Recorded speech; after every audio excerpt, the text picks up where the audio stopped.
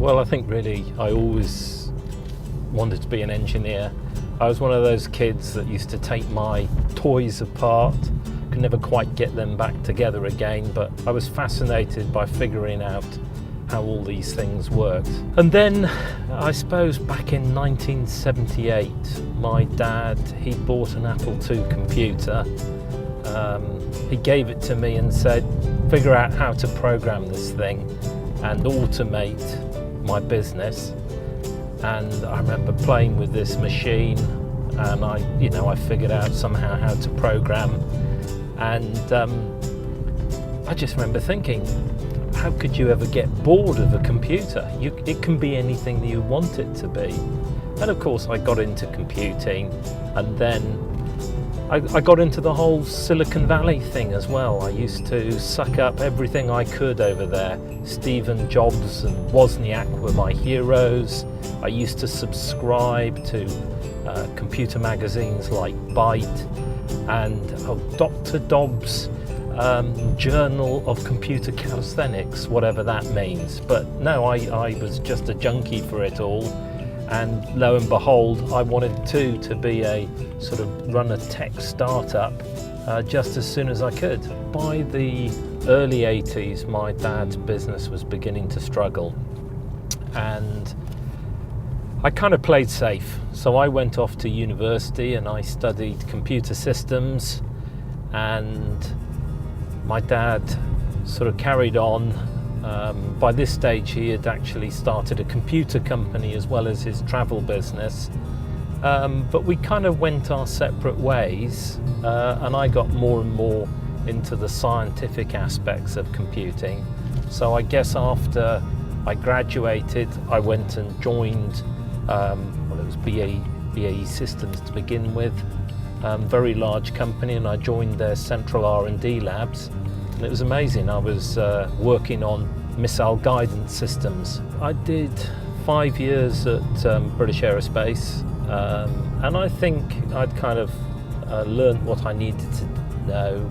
And then I went and joined Lucas Industries up in the Midlands, and they were a tier 1 system supplier. They used to make brake systems, diesel engine controls, and I joined their R&D labs. And it was just a fantastic period, because it was that point in time when everything in automotive was being made electronic, and I knew how to program, I knew how to do things like control engineering, and I was at the right place at the right time. And we just developed lots and lots of different products. So we developed traction control, car dynamics control, electric power assisted steering, and I guess the things that I'm probably most proud of, because they were so sophisticated, was things like adaptive cruise control. We've actually got adaptive cruise control on this car, and what that meant, well, it capitalized on my experience in aerospace. So I sort of brought in the radar technology so that we could measure how far it was to the car in front, and then the car could slow down if you got too close to the car in front. It was a fabulous time. This car here, this BMW, it's got some of the products that I developed on it. So for instance, it's got my adaptive cruise control. This is just fantastic. So what I do with this, I just press this, set my speed, and let's take that car in front. And it keeps me at my set speed. Oh, this car's disappearing. So I've set it for 75 miles per hour. And now it will slow down in front of that car. It's incredible. So I can just take my feet off the pedals. And I did this. I worked in a European project. We collaborated with a lot of the universities and car companies across Europe. I used my radar skills from aerospace and integrated it. And I have to say, on this BMW, it's a pretty flawless implementation.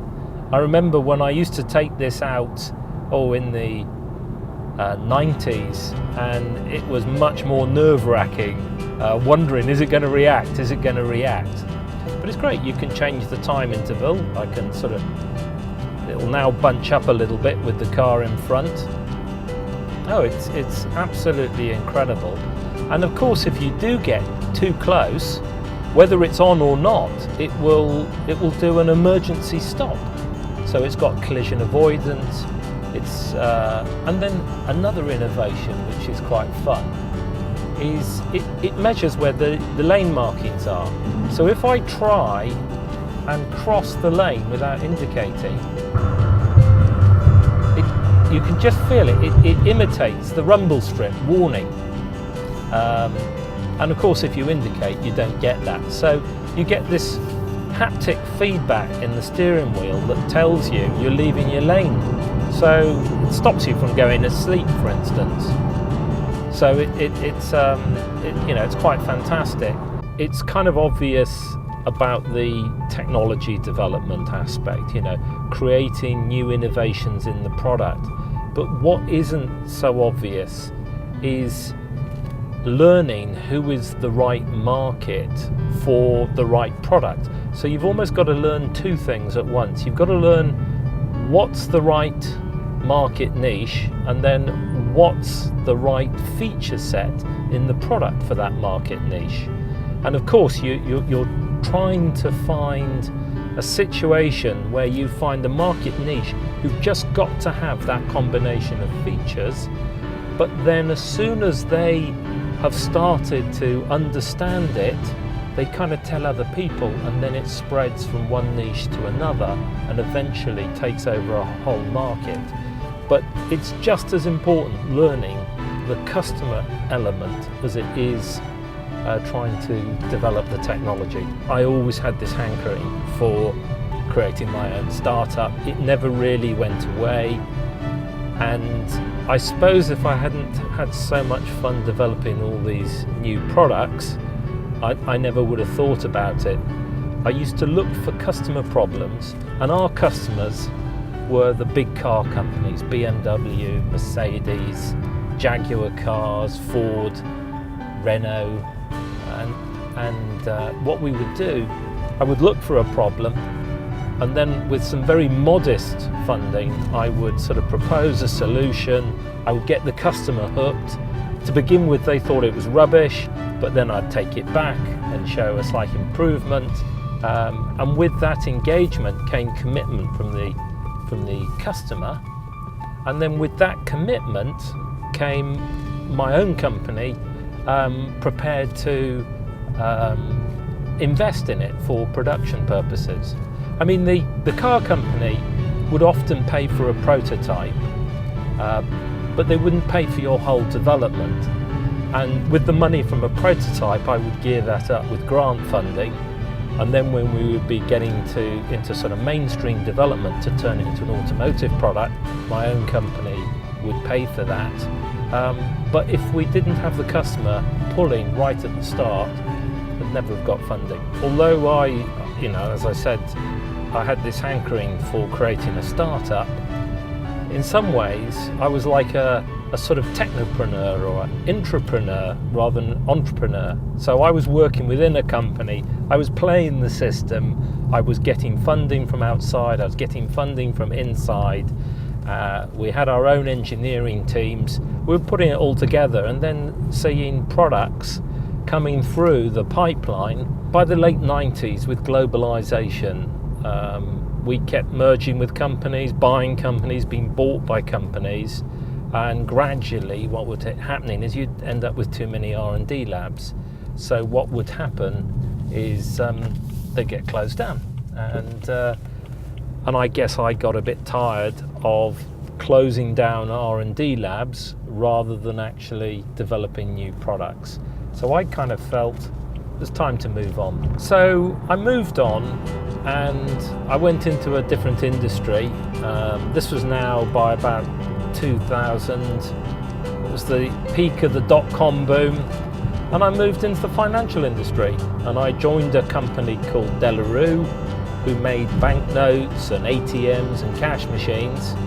And it was quite an exciting period because with the introduction of the euro in 2 years, they needed to develop a lot of new products, as well as making something like €500 million banknotes. So head down, 2 years, harnessing about 260 people, developing lots and lots of products. And that first period was very exciting.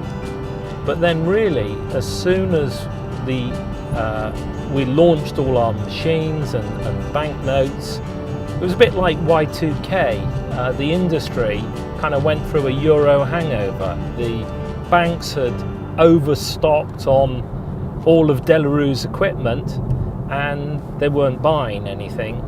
So in some ways I was right back to where I was in the automotive industry. First of all, I was asked to reduce the team from about 260 people to 130 people, and somewhere in that process I was given my marching orders as well, and I had to leave with a redundancy package.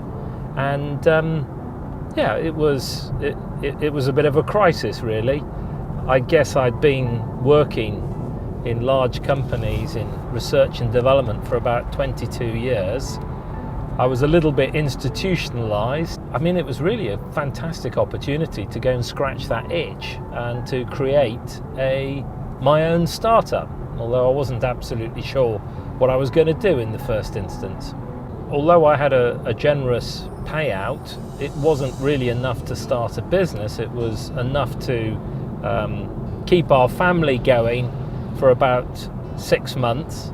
And my personal costs were quite high then. I had 3 kids in private school. We had a menagerie of animals. We weren't very mobile. I freaked a little bit. I got worried, and I did try and get a job locally to where we were living. But when I said what my .com salary was, they just laughed.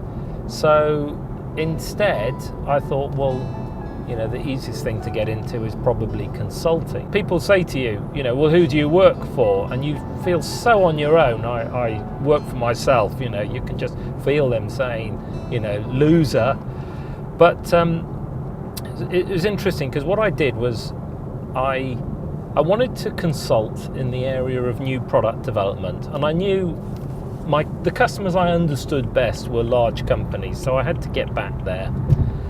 So I sort of approached it in the same way that I did innovation in automotive. I went out, I talked to a number of potential customers, got engaged, I asked them what were their issues, what were their problems, try and work out what was most pressing. And I would then give them a call and said, I've been thinking about, you know, what you told me last week, and I wonder if, you know, if this might be the way for you to go. And of course they'll say, no, that's not going to work, but what about this? And after a while, you kind of jointly evolve a solution, just like we used to do in automotive when we were developing products. And before I knew where it was, I'd been engaged by them. And I kept doing this, basically, working for, you know, massive companies like Siemens and Toshiba. Of course, my old company, De La Rue. I went and did stuff in the automotive industry for Delphi Automotive. And bit by bit, I gradually built up a consulting business. And, you know, we were very focused in the type of consulting. It was this new product development and the strategies around that. I did a very slow start. I mean, I suppose in my first year, I only turned over £28,000. And then in the second year, I started getting good at it. It was about £176,000. And then in the third year, I was getting better at it. It was £660,000. And then I started taking on people, and lo and behold, you know, we were turning over millions. But it was the same process. I mean, I call it actually now the unicorn blueprint. And, you know, it's a good way for coming up with an innovative product or service that's very focused on your customers' problems. Financial crash, yes, like everybody else, we wobbled a bit, but really the main thing that it did was it obsoleted my main service, which was new product development, because back in 2010 people didn't want to develop new products, they were just trying to survive. So I used the same approach and migrated the offer. Now look, I love innovation, I love new things, but as much as I like the new, it's also important for me to see a product accepted by the marketplace. This doesn't happen by accident. It's as much to do with research and experimentation in the marketplace as it is with the development of new technology. In fact, many innovations require no new technology. And when your innovation does take off, the rewards are fantastic. And besides, you get to change the world. Now, how did I do that? I can't remember designing this feature. Whoa, that's a big drop down there. In the next video, I'm going to describe the program for finding your next big thing. Till then.